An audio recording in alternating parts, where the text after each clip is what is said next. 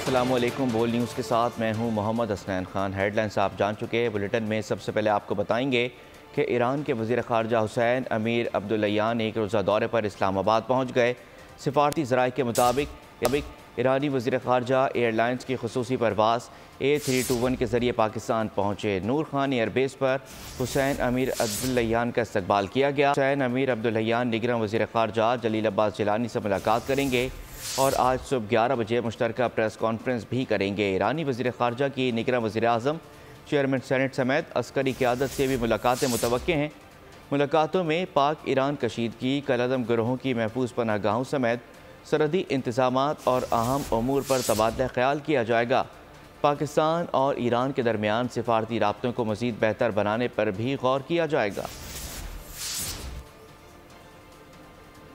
कराची का इलाका नाज़माबाद मैदान जंग बन गया। MQM पाकिस्तान के इलेक्शन ऑफिस पर हमले में फायरिंग से MQM UC 48 का इंचार्ज फराज जहाँ बहक हो गया। तर्जुमान MQM पाकिस्तान के मुताबिक हरीफ सियासी जमात के कारकुनान ने इलेक्शन ऑफिस पर हमला किया। फायरिंग से कई कारकुनान ज़ख्मी हुए। तर्जुमान MQM पाकिस्तान ने मज़ीद बताया, जहाँ बहक शख्स की लाश और ज़ख्मियों को अस्पताल मुंतकिल कर दिया गया। हमले की फुटेज बोल न्यूज़ को मौसूल हो गई, जिसमें देखा जा सकता है कि डबल केबिन में आए लोगों ने फायरिंग की। इलाके में कशीदगी के बाद नामालूम अफराद ने 2 गाड़ियों को जला दिया। रेंजर्स और पुलिस ने मौके पर पहुंचकर सूरत हाल पर काबू पा लिया। और अब बात करते हैं बदलते मौसम की। खुश्क साली का खात्मा, बाला इलाकों में बर्फ़बारी और बारिश। वादी सबात, मालम जब्बा, कलाम और गिरदुनवा में हरसू सफ़ेदी छा गई। पारा चनार में बारिश और बर्फ़बारी। पारा नुक्ता इंजमात से नीचे गिर गया।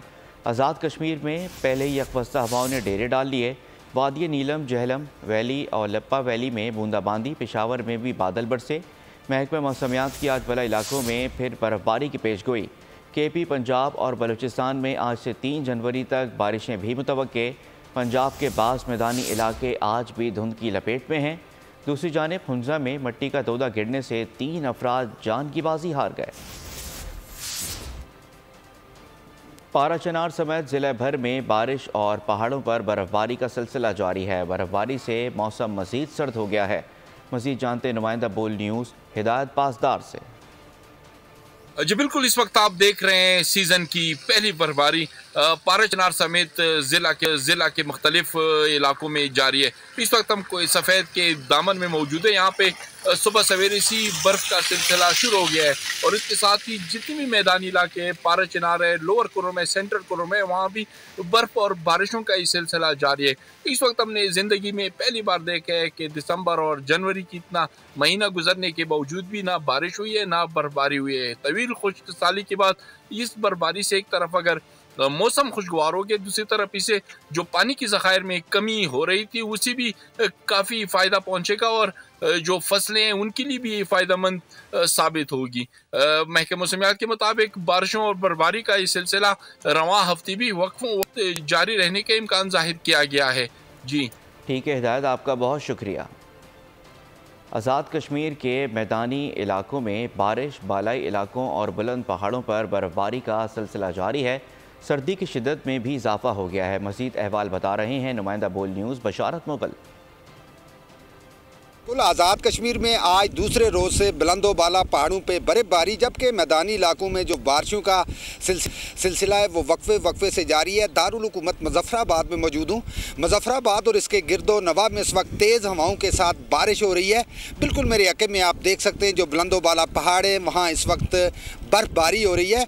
आज़ाद कश्मीर में जो सर्दी की लहर है उसमें मुसलसल इजाफा होता जा रहा है। तवील अरसे से मौसम जो आज़ाद कश्मीर का खुश्क चला आ रहा था, वहाँ जहाँ तरह तरह की बीमारियाँ फैल रही थी, वहाँ ही सर्दी की शिद्दत में भी साथ मसलसल इजाफा होता जा रहा था। आज़ाद कश्मीर के बलाई इलाकों की अगर बात की जाए, जिसमें वादी नीलम है, लीपा वैली या वैली है, दीगर जो आज़ाद कश्मीर के बुलंद तरीन मुकामात हैं, कहीं हल्की कहीं तेज़ बर्फबारी का सिलसिला जारी है। और दूसरी जानब मौसम का हाल बताने वालों का कहना है कि आइंदा 24 घंटों के दौरान आज़ाद कश्मीर के बलाई इलाकों में बर्फबारी, जबकि इलाकों में बारिशों का। बशारत, आपका बेहद शुक्रिया।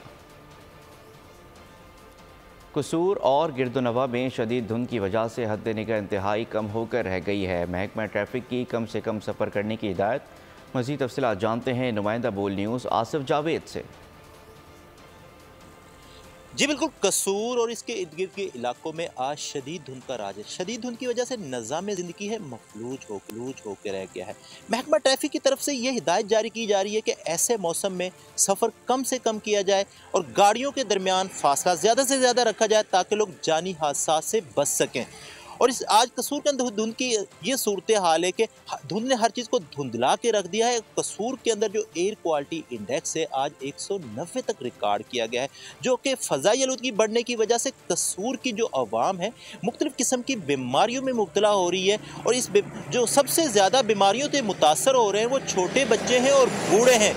छोटे बच्चों में नमूनिया, बुखार जैसे मराइज़ दिन ब दिन जन्म ले रहे हैं।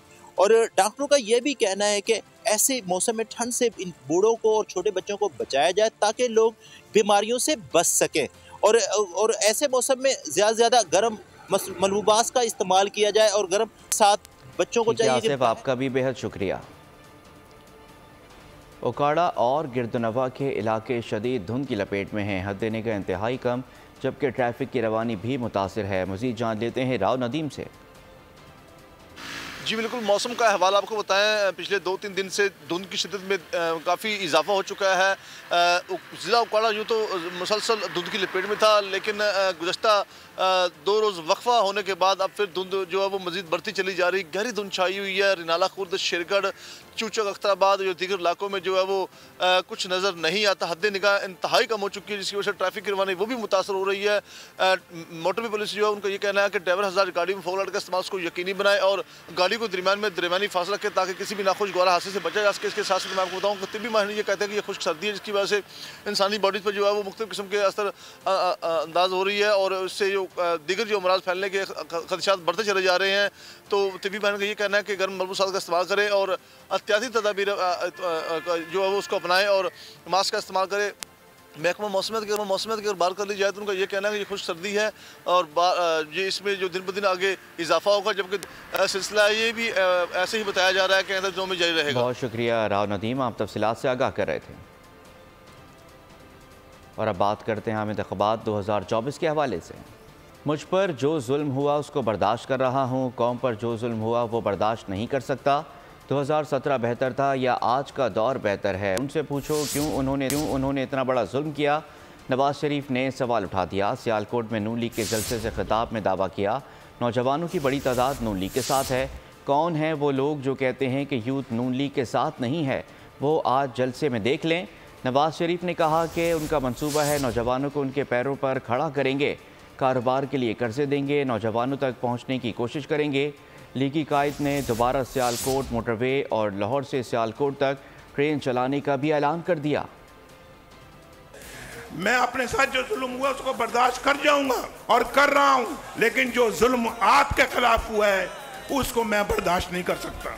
नवाज शरीफ का 2017 ज्यादा बेहतर था या आज 2023-24 ज्यादा बेहतर है?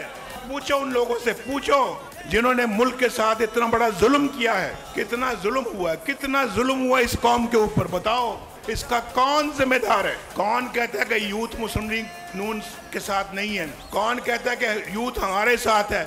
हमारा मंसूबा है कि इंशाल्लाह आपको अपने पाँव पे खड़ा करना है। हमने इन नौजवानों को जिनके हाथों में डिग्रियां हैं या कोई हुनर है, उनको इंशाल्लाह हम कर्जे देंगे, 20-20 साल के कर्जे देंगे, जो इंशाल्लाह वो अपना खुद कारोबार सेट करें। हम हर नौजवान तक पहुंचने की कोशिश करेंगे, चाहे वो बच्ची है चाहे वो बच्चा है। इस मोटरवे को इंशाल्लाह हम दोबारा बनाएंगे कि इंशाल्लाह हमारे मंसूबे में है कि हम लाहौर से सियालकोट एक बेहतरीन ट्रेन सर्विस, रेलगाड़ी चलाएंगे। चौथी बार वज़ीर-ए-आज़म बनने का समझने वाले गलत फहमी का शिकार हैं। अवाम ने सोच समझ कर वोट डाला तो ये गैर जमहूरी साजिश नाकाम हो जाएगी। चेयरमैन पीपल्स पार्टी बिलावल भुट्टो जरदारी के लियाकत बाग में गनगरज, कहा कि अगर इस शख्स ने आना है तो मुल्क ऐसे ही चलता रहेगा। उन्होंने अवाम से कहा इस इलेक्शन में होशियारी से वोट देना है, ठप्पा सिर्फ तीर पर लगाना है, दोनों मिलकर शेर का शिकार करेंगे। तहरीक इंसाफ के कारकुनान को जज्बातियत से दूर रहने का मशवरा देते हुए कहा बानी पीटीआई इलेक्शन से आउट हो चुके, वो अब वज़ीर-ए-आज़म नहीं बन सकते। वो समझते हैं कि वो आज से चौथी बार वजीर आजम बन चुके हैं। ये इनका गलत फहमी है। अगर आप सोच समझ के वोट डालते हो तो ये जो है जमहूरी साजिश है, इंशाअल्लाह ताला पाकिस्तान के अवाम मिलके इस साजिश को नाकाम करवा सकते हैं। अगर किसी तरीके से ये शख्स चौथी बार बना वजीर आजम तो फिर इसी तरीके से ये मुल्क चलता ही रहेगा, कोई बेहतरी नहीं आई। इस वक्त जज्बाती होने की जरूरत नहीं है, होशियार होने की जरूरत है। तीर में थप्पा लगाना पड़ेगा और इंशाअल्लाह ताला मैं और आप मिलके शेर का शिकार करवाएं। पाकिस्तान तरीके इंसाफ के जज्बाती कारकुन को समझाएं कि इस इलेक्शन में अब खान साहब नहीं रहा, वजीर आजम किसी भी सूरत में नहीं बनेगा। आपको 8 फरवरी को सिर्फ एक इलेक्शन में तीर पे मोहर लगाना पड़ेगा। हम तमाम दहशतगर्दों का मुकाबला करेंगे। हम सिर्फ उन लोगों को माफ कर सकते हैं जो पाकिस्तान का आईन को मानते हैं। इस वक्त भी मुल्क में बेहतरीन जमहूरियत नहीं है, पर यह आहिस्ता आहिस्ता ही बेहतर होगी। मसाइल का हल जमहूरी ताकतों के पास है। इस्लामाबाद वाले समझने को तैयार नहीं। आसिफ अली जरदारी ने मुल्क के मसाइल के हल का फार्मूला बता दिया। बोले, आपने जो जमातें बनाई और जो बनाने जा रहे हैं वो मसाइल नहीं समझ सकती, कोशिश करके देख लें। पीपी के साथ क्या क्या ज़्यादतियाँ नहीं हुई, लेकिन किसी से नहीं लड़े। बलूचिस्तान की बका जमहूरियत में ही है। बलूचिस्तान को हक दिलाएंगे, उन दोस्तों को समझाएंगे जो हथियार उठाते हैं। अब भी कोई परफेक्ट जमहूरियत नहीं है, मगर ये आस्ते आस्ते बनती है। मसला ये है, पाकिस्तान को इस्लामाबाद वाले समझने के लिए तैयार नहीं। पाकिस्तान के सोल्यूशन सिर्फ पॉलिटिकल फोर्सेस जानती कि आपकी बनी हुई पॉलिटिकल फोर्सेस या बनाई हुई, क्या आप अब जो बनाने जा रहे हैं वो फोर्सेस ये नहीं समझे। आप कोशिश करके देख लें। पीपल्स पार्टी के साथ आप सोचे क्या जाती नहीं हुई, मगर पीपल्स पार्टी ने कभी हथियार की बात की, कभी लड़ने की बात की। ये समझे बलूचिस्तान की बका ही जमहूरियत में है। इंशाल्लाह हम बलोचों का हक, आपकी धरती का हक, वो सब आपको दिलाएंगे। जो बलूचिस्तान जमहूरियत में काम कर सकता है वो जंग जर्दल में नहीं होता। मेरी आप दोस्तों से दरख्वास्त है कि सिर्फ उन भूले भटके दोस्तों को समझाएं जो बंदूक में हाथ डालते हैं, जो हथियार का काम लेते हैं। शहबाज शरीफ ने बिलावल भुट्टो को फुटबॉल मैच का रेफरी करार दे दिया। सियालकोट में पीपल्स पार्टी पर तनकीद के निश्तर बरसा दिए। कहा, एक सियासी मेहरबान कभी किसान कार्ड, कभी मजदूर कार्ड निकालते हैं। 8 फरवरी को आवाम का समंदर उनको येलो कार्ड दिखाकर मैदान से बाहर कर देगा। लोग पूछते हैं कि शेर और तीर में क्या फ़र्क है। मैं कहता हूँ कि तीर पर एक नुक्ता लगा दो तो शेर बन जाएगा। 8 फरवरी को कोई हेर फेर नहीं करनी, सिर्फ शेर पर मोहर लगानी है। सोच समझकर वोट डालना, मरीम नवाज़ का सियालकोट की अवाम को मशवरा। वोट की पर्ची को मुस्तकबिल का टिकट करार दे दिया। उन्होंने कहा कि अवाम का मुकद्दर डंडे और लाठी नहीं, इंफॉर्मेशन टेक्नोलॉजी और तरक्की है। लोगों के हाथों में पेट्रोल बम और डंडे देने वाला अवाम का हमदर्द नहीं हो सकता, चाहे कोई अपने मुकाबले का नज़र आए या ना आए। 8 फरवरी को नवाज शरीफ का कोई वोटर घर पर ना बैठे। शेर पर जितने भी ठप्पे लगेंगे, मुल्क की तरक्की उतनी ही तेज़ी से होगी।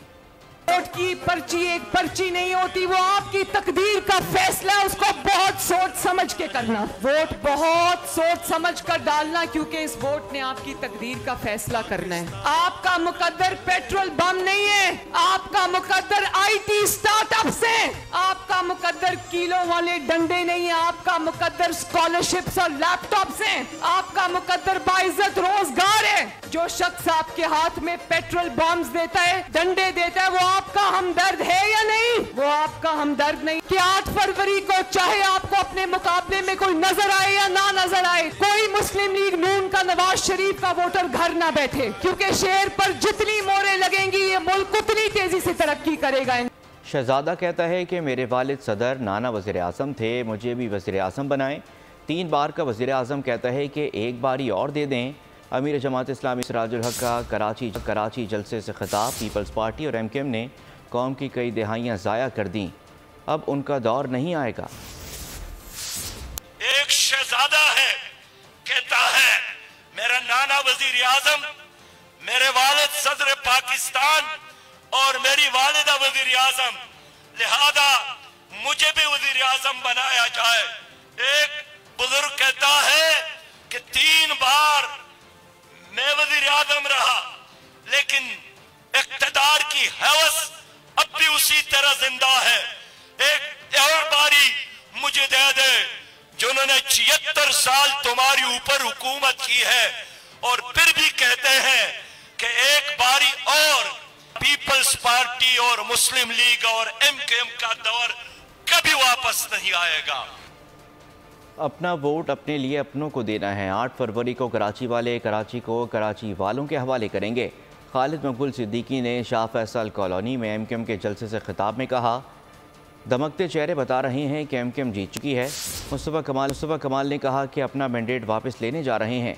इस शहर में हमारे बच्चे गटर में घिर कर मर रहे हैं। हमारा पानी हमें ही बेचा जा रहा है। हमें अपना वोट देना है, अपना वोट अपनों को देना है, वोट अपने लिए देना है, अपना इख्तियार छीनना है। छीन कर कराची को कराची के लोगों के हवाले कर देंगे। सबको दिख रहा है कि MKM अपने 2013 का मैंडेट वापस लेने जा रही है। आज दुनिया चांद पर जा रही है। मेरे शहर का बच्चा गटर में गिरकर मर रहा है। पीने का पानी तुम 15 सालों में एक कतरा नया पानी लेकर नहीं आए। तुमने उन लाइनों पे भी हाइडेंट बनाकर तुम हमें हमारा पानी चोरी की बेचते हो। 8 फरवरी को रिजल्ट बताएगा। रहनुमा पीपल्स पार्टी आसफा भुट्टो जरदारी का लियारी के मुख्तलिफ इलाकों का दौरा। कारकुनान ने फूल की पत्तियों से इस्तकबाल किया। आसफा भुट्टो कहती हैं कि अगला वज़ीर आज़म बिलावल भुट्टो होगा जो अवाम के हुकूक़ की बात करेगा। हम लियारी की जंग लड़ते रहेंगे। देखते हैं सनारिफ की इस रिपोर्ट में। पाकिस्तान पीपल्स पार्टी की इंतखाबी मुहिम तेज। आसफा भुट्टो का लियारी के मुख्तलिफ इलाकों का दौरा। लियारी पहुँचते ही कारकुनों का वालिहाना इस्तकबाल। जालों का पार्टी तरानों पर पुरजोश रक्स। आसफा भुट्टो ने कारकुनों से खिताब करते हुए कहा, हमारे पास अवाम दोस्त मंशूर मौजूद है। लोगों की मुश्किलात हमारी मुश्किलात हैं। हुकूमत में आते ही 30 लाख घर कच्ची आबादियों को रेगुलराइज और 300 यूनिट मुफ्त बिजली देंगे। जालों को बताया 8 फरवरी को जीत अवाम की होगी, जीत पीपल्स पार्टी की होगी। 8 फरवरी आपको सुबह उठकर 3 वोट लगाएंगे। लोगों को मुश्किलात हमारी मुश्किलात है। हम वादा करते हैं कि आपको 30 लाख घर बनाएंगे, 300 यूनिट को बिजली सोलर पत्रू देंगे। रैली में नबील गबोल, उस्मान हिंगोरो, सईद गनी समेत दीगर रहनुमा भी शरीक थे। नून लीग रहनुमाओं ने मुखालफिन को आड़े हाथों ले लिया। कहा कि इंतशारी झत्ते ने वो काम किया जो भारत आज तक ना कर सका। इंडिया ने 9 मई को मिठाइयाँ बांटी। आज वो शख्स जेल में अपने ही किए की सज़ा काट रहा है। फ़ख्र है कि नवाज शरीफ के वफादार सिपाही हैं। अगर मुल्क की इस्लाह ना की गई तो इदारे गिर जाएंगे। साजिश करके हमें नहीं, तरक्की को रिवर्स घेर लगाया गया। एक तरफ वो जमात है कि जिन्हें सिर्फ इंतशार फैलाया है, उन्हें 9 मई को कायदे आजम का घर जलाया। दसो वो लोग पाकिस्तान के खैर खा हो सकते हैं या पाकिस्तान के अंदर इंतशार फसाद वाले हो सकते हैं। इंशाअल्लाह ताला 8 फरवरी को आपके ये चाहने वाले मुझे 7वीं दफा MNA बनाएंगे इस शहर से। मुझे इस पे नाज है, मेरे खानदान को इस पे नाज है कि मैं आपका एक वफादार सिपाही हूँ। अगर इस मुल्क की इस्लाह न की गई निजाम गिर जाएंगे सारे, कोई भी निजाम बाकी नहीं बचेगा। लेकिन नवाज शरीफ की शक्ल अच्छी नहीं लगती थी बाज लोगों को। साजिश की, पाकिस्तान की तरक्की को निकाल दिया, तरक्की का पहिया रुक गया, रिवर्स गियर लग गया। मुल्क में 90,675 पोलिंग स्टेशन कायम होंगे। इलेक्शन कमीशन की आम इंतखाबात के लिए मुल्क में पोलिंग स्कीम की समरी जारी। आम इंतखाबात 2024 के लिए पोलिंग स्कीम जारी। मुल्क में 90,159 पोलिंग स्टेशन कायम किए जाएंगे। 522 गैर मुस्तकिल इमारतों में पोलिंग स्टेशन बनेंगे। मर्दों के 25,320 और खवातीन के 23,950 और 41,405 मुश्तरका पोलिंग स्टेशन होंगे। पंजाब में 50,944, सिंध में 19,006, खैबर पख्तूनख्वा में 15,697 और बलूचिस्तान में 5,028 पोलिंग स्टेशन होंगे। मुल्क भर में 2,76,402 पोलिंग बूथ कायम करने का फैसला। रियासती इदारों पर मुनज़्ज़म हमले, पाकिस्तान की बदनामी की साजिशें, हसास इदारों को PTI के खिलाफ अहम सबूत हाथ लग गए। इलेक्शन 2024 पर असरअंदाज होने के लिए PTI के अमरीका और पाकिस्तान में भारी सरमायाकारी का इंकशाफ हुआ। 9 मई को फॉल्स फ्लैग ऑपरेशन साबित करने वाली रिपोर्ट छुपाने के लिए एक अमरीकी सेनेटर को $1.5 लाख अदा किए गए। इस मकसद के लिए अमरीका में लॉबियस्ट फर्म की खिदमात हासिल की गईं। रियासती इदारों पर मुनज़्ज़म हमले, पाकिस्तान की बदनामी की साजिशें, हसास इदारों ने PTI के खिलाफ वो सबूत ढूंढ लिए। अमेरिका में PTI ने पाकिस्तान के खिलाफ नया मुहाज खोलने की तैयारी कर ली। रियासती इदारों पर मुनज़्ज़म हमले, पाकिस्तान को बदनाम करने की मनसूबाबंदी की होशरुबा तफसीलात सामने आ गईं। इलेक्शन 2024 पर असरअंदाज होने के लिए PTI की अमेरिका और पाकिस्तान में भारी सरमायाकारी का इंकशाफ हुआ है। 9 मई को फॉल्स फ्लैग ऑपरेशन साबित करने वाली रिपोर्ट छपवाने के लिए एक अमरीकी सेनेटर को $1.5 लाख अदा किए गए। इस मकसद के लिए अमेरिका में लॉबिस्ट फर्म की खिदमात भी हासिल की गईं। नई मनसूबाबंदी का मकसद पाकिस्तान पर सिफाती और इंसानी हकूक के इदारों के जरिए दबाव बढ़ाना है। हुकूमत और इस्टेब्लिशमेंट पर आलमी दबाव डलवा कर साबका चेयरमैन और PTI के लिए रियायत हासिल करना नए मनसूबे का असल हदफ है। मखसूस सियासी जमात का सरबराह जो इस वक्त संगीन नौयत के 5 केसेस में मुलविस है, गैर मुल्की दबाव के जरिए अपने जराइम की सजा में रियायत चाहता है। इसलिए बैरूनी हिमायत हासिल करने के लिए हक़ाइक़ को तोड़ मरोड़ कर सिर्फ 5 कानूनी केसेस को बढ़ा चढ़ाकर 200 केसेस का ढोंग रचाया जाता है। बानी PTI और साथियों को 9 मई के फंदे से निकलवाना भी इस मंसूबे का अहम मकसद है। प्रोपेगेंडे के जरिए 9 मई को फॉल्स फ्लैग ऑपरेशन साबित करके मुसल्लह फौज और अवाम में खलीज पैदा करना भी अहदाफ में शामिल है। इस इलेक्शन में किसी जमात के पास सादा अक्सरियत नहीं आएगी। जो भी हुकूमत आएगी IPP उसका साथ देगी। महमूद मौलवी की प्रोग्राम अब बात होगी में गुफ्तगू। शर्मिला फारूकी ने कहा, पीपल्स पार्टी सिंध में क्लीन स्वीप करेगी, सिंध में 75 से ज़ायद सीटें लेंगे। कुछ कह नहीं सकते कि नून लीग के पास ज्यादा वोट्स आएंगे या पीपल्स पार्टी के पास आएंगे, मगर जो इस वक्त अंदाजा एक हो रहा है कि किसी के पास भी जो है सिंपल मेजॉरिटी नहीं आएगी। तो जो पार्टी को भी देखें किसी ना किसी को साथ लेना पड़ेगा। उस वक्त हम भी डिसाइड करेंगे। हम तमाम सूबों में इलेक्शंस अपनी स्ट्रेंथ पे लड़ रहे हैं। अल्हम्दुलिल्लाह हमें लगता है कि सिंध के अंदर हम इलेक्शन स्वीप करेंगे और पंजाब के अंदर हम एक अच्छा साइजेबल नंबर ले जाएंगे। मैं ये नहीं कह रही कि हम 100 सीटें ले जाएंगे या 50 सीटें ले जाएंगे, बट अ गुड नंबर। मेरा ख्याल है कि ऑलमोस्ट 70-75 से प्लस हो सकती हैं सीट्स। पाकिस्तान में वोट न डालने वालों की अक्सरियत रही है। 1994 में ये सूरत हाल देखते हुए उस वक्त के चीफ इलेक्शन कमिश्नर सरदार फ़खर आलम ने कहा, वोट डालने की पाबंदी के लिए कानून बनाने पर गौर किया जा रहा है। तफसील जानते हैं साथी एंकर अफशीन कुरैशी से। वोट न देने वालों को 3 साल कैद बामुशक्कत। अरे 1994 में और फिर यह कानून न बन सकी। पाकिस्तान में वोट न डालने वालों की अक्सरियत रही है। 1994 में यह सूरत हाल देखते हुए उस वक्त के चीफ इलेक्शन कमिश्नर सरदार फ़खर आलम ने कहा, वोट डालने की पाबंदी के लिए कानून बनाने पर गौर किया जा रहा है और वोट ना देने वाले मुजरिम को 3 साल की सजा होगी। लेकिन ये तजवीज़ कानून बनने से पहले ही दम तोड़ गई। यूँ 1997 के इंतखाबात में तो तारीख कम तरीन यानी 36% टर्न आउट देखा गया। 2013 में भी वोट डालने का पाबंद बनाने की कोशिश हुई, लेकिन अमली तौर पर कुछ ना हो सका। जरा इस ग्राफ को देखिए। 1970 के इंतखाबात में सबसे ज्यादा टर्न आउट 58% था। इसके बाद से ये बतदरीज कम होता हुआ 1997 में 36% पर आ गया। इसके बाद ये बढ़ना शुरू हुआ और 2013 में 55% पर पहुंचकर 2018 में 51% पर आ गया। इस बार टर्नआउट क्या रहेगा? इलेक्शन वाले दिन बोल की स्क्रीन आपको मुसलसल आगाह रखेगी। पाकिस्तान पीपल्स पार्टी ज़िला वस्ती के तहत 5 स्टार चौरंगी पर जलसा। पीपल्स पार्टी की सूबाई और डिविजनल क़यादत ने शिरकत की।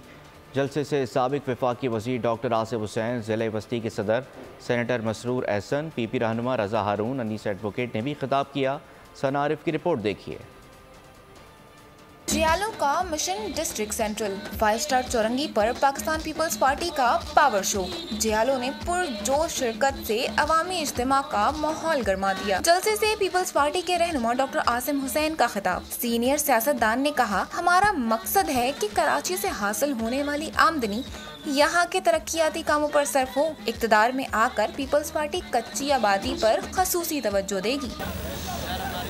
वो आज